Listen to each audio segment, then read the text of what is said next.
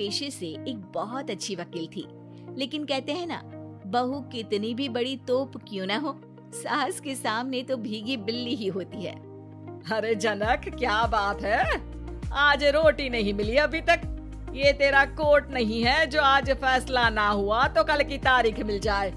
रोटी तो रोज वक्त में चाहिए। हाँ माँ जी, रोटी तो कब की बन गई, मैंने आपको कहा तो खाना खाने के लिए, आपने शायद सुना नहीं होगा। ओहो, जज नहीं हूँ मैं तेरे कोर्ट की, सास हूँ सास। कोई दलील फालतू की मत देना यहाँ। बहुत जानती हूँ मैं इन वकीलों को, अपनी बात ऊपर रखने के लिए झूठ बोलने में जरा भी नहीं सोचते। तभी वहाँ जनक के ससुर आ जाते हैं। अरे भाग्यवान, क्यों बेचारी के काम को कोसती रहती है हमेशा। मैं भी तो था वहाँ जब ये आई थी तुझे रोटी खाने को बुलाने के लिए। सास को तो अब गुस्सा आ जाता है कि कैसे किसी ने बहू की साइड ले ली। अरे वाह जी वाह, वो तो मैं जानती थी कि कोई ना कोई गवाह तो ये पेश कर ही देगी। पर मैं तो अब सीधा खाना खाकर सोने जाऊंगी। मुझे आदत नहीं है किसी से बहसा बहसी करने की। पता नहीं कैसे ये वकील इतना दिमाग लगाकर खुद तो झूठ बोलते ही हैं, साथ में झूठे गवाह भी ले आते हैं। जनक को सास के ताने सुनने की अब आदत सी पड़ जाती। एक दिन जनक वकील की ड्रेस पर काला कोट पहनकर कोर्ट के लिए निकल ही रही होती है कि अरे कहाँ चली काला कौवा बनकर।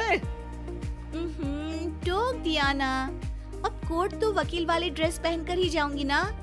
वाह भाई वाह, दामिनी तो मैंने भी देखी है। सन्नी पाजी ने ऐसा ही कोट पहना था और कहा था कि तारीख पर तारीख, तारीख पर तारीख।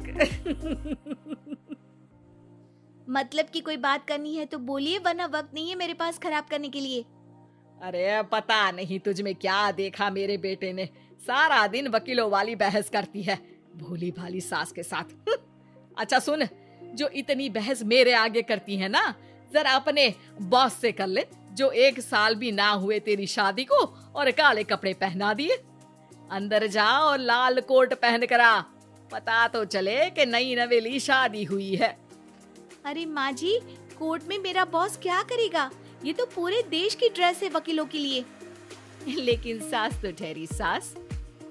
अच्छा, तो कोई जरूरत नहीं है 2-4 साल कोर्ट जाने की।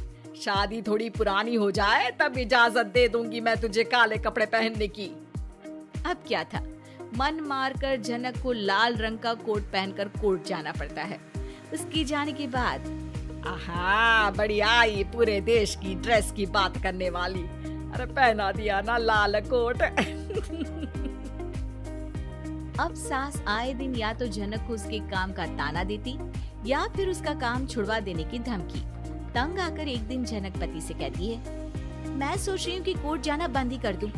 अरे क्यों यार, इतना अच्छा करियर है, क्यों छोड़ने की सोच रही हो? अरे लाल रंग का कोट पहनकर जाना पड़ता है, हर बात पर सास ताना देती है कि वकील तेज होते हैं, सवाल जवाब करते हैं, झूठी दलीलें देते हैं। अरे तो ठीक है ना, वो जो कहती है अपनी समझ से कहती है, लेकिन तुमको तो पता है ना कि सच्चाई क्या है। जनक को पति की बात से हौसला मिलता है कि तभी घर पर कुछ लोग आ जाते हैं।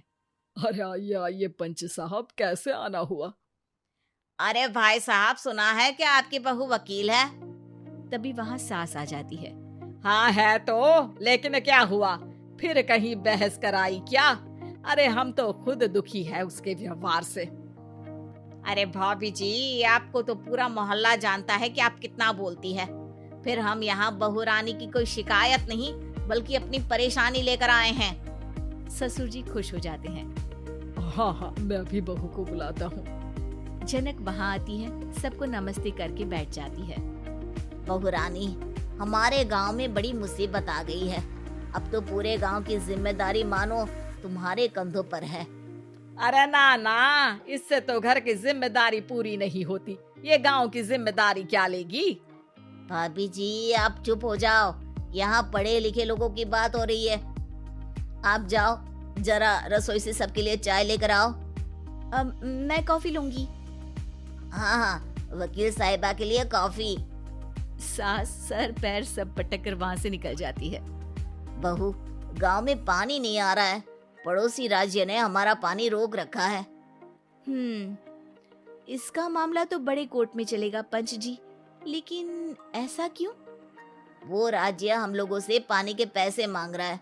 अब आधे गांव में पानी की सप्लाई खत्म हो गई है बहुरानी। अच्छा पंच साहब, बात गांव की है तो मैं जरूर केस लड़ूंगी। यहाँ एक बार फिर सास की एंट्री हो जाती है। अरे वाह जी वाह, ये काम करवा लो, आप हमारी बहू से बहुत अच्छा करती है। मैं हूँ सीधी सादी सास। इस लड़की ने कैसे लड़ लड़ कर मुझे साइड कर रखा है, ये तो अब आपको पता चल ही जाएगा। अरे भाभी जी, आपकी आवाज तो पूरे गांव को सुनाई पड़ती है जब आप बहू रानी को सुंदर वचन सुना रही होती हैं। अरे वकील बहू मिली है, फक्र करो फक्र। हाँ जी हाँ, सारी फकर तो हम लोग ही करें। खैर, अब जो केस लड़ेगी और पानी गांव में आ जाता है तो पंच साहब लिख कर देना होगा कि हैंड पाइप में सबसे पहले मेरी बाल्टी और घड़ा भरेगा। अरे फिर तो हम बहू रानी के नाम पर घर पर ही सप्लाई दे देंगे, लेकिन ये इतना आसान नहीं है। बहू, गांव के पास अभी वकील करने की भी पैसे नहीं है तो। अरे पंच साहब, ये मेरे गांव का मामला है, मैं आपसे एक भी पैसा नहीं लूंगी। सास को बहू की बात पर गुस्सा आ जाता है, लेकिन सबके जाने के बाद झनक मन लगाकर गांव की परेशानियों को दूर करने में लग जाती है। और वो दिन भी आता है कि झनक केस जीत जाती है। अरे आज तो प्लम्बर आकर घर तक पाइप लगा गया है। खुश हो जाओ, मेरे कारण तुम लोगों को घर के अंदर ही पानी मिल जाएगा।